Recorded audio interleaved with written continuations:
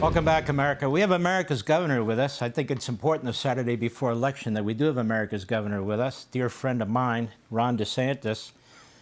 Governor DeSantis, as you look at this election, have you ever seen somebody less qualified, less articulate, and with less experience to be a nominee by a major party to even run for president of the United States as Kamala Harris? Well, Mark, when they airdropped her in, I told people, we who follow this, we knew she wasn't up to the job. We knew she was a vapid San Francisco leftist with a horrible record. But I cautioned people that the media would give her hundreds of millions of dollars worth of fawning press, and that she'd probably raise $1 billion and run ads to try to gaslight people into trying to convince them that she's something that she's not. Now, I think as she's had to give interviews, I think people have seen through this, and I think they realize that, one, she's way too liberal to be president of the United States. I mean, she was the most liberal senator when she was in the U.S. Senate. She was a San Francisco Democrat as both a district attorney and attorney general of California.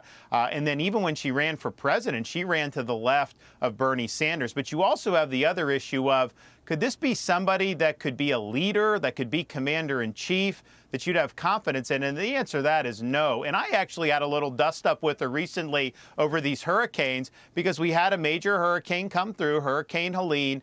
And in the state of Florida, we take these very seriously. We do all hands on deck. It's very taxing. People work very hard from me on down, but we respond. And then we had another one come. And so we're spinning up, getting ready for that. And then I start reading in the media, Harris is mad that the governor hasn't called her.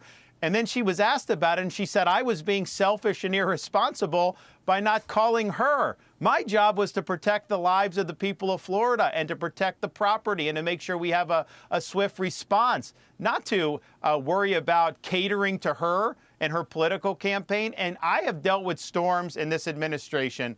She has never once called. She's never offered any support. She's never come to Florida to help people. It was only because she was taking heat because of the Helene response that when Milton was brewing, she tried to inject herself in. But what that showed me is, yes, I disagree with her on the issues, just as you do, but this is just not somebody that could be commander-in-chief. You know, it's a very hateful and diabolical campaign she's running with the things that she's saying. You've been around a while. I've been around actually longer than you, I'm sorry to say.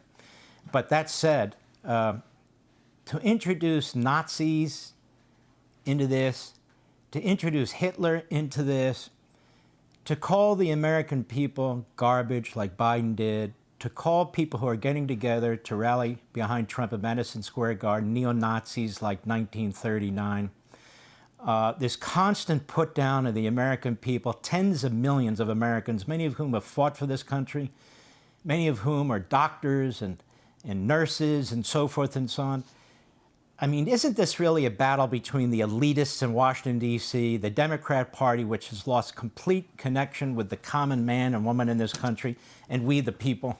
Well, those Biden comments, it seems like it's almost a rite of passage for Democrat elites to denigrate people that disagree with him. I mean, President Obama said that people that disagreed with him were bitter clingers to their guns and religion. Hillary Clinton, of course, said that people supporting Donald Trump in 2016 were deplorables. And then more recently now, Joe Biden saying everybody is garbage. And he said that right at the same day Harris gives this speech on the Ellipse in Washington where she's trying to cast herself as a unifier. And then here comes old Joe blundering in and basically saying what they all believe. They believe if you dissent from their leftist agenda, that you are not worthy. They look down on you. They don't think that you should have a voice in the affairs of this country. And she is playing a dangerous game, Mark. You're right. When you're saying things like, it's not just an election where one candidate presents one vision, one presents another, but if their side doesn't win, then somehow democracy is going to end.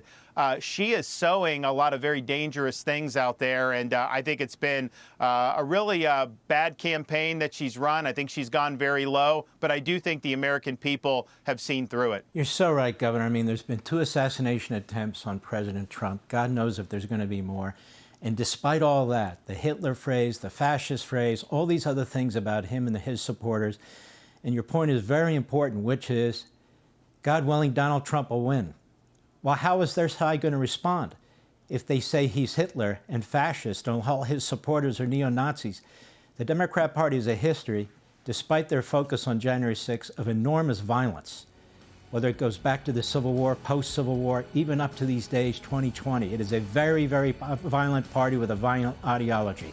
Hey, Sean Hannity here. Hey, click here to subscribe to Fox News YouTube page and catch our hottest interviews and most compelling analysis. You will not get it anywhere else.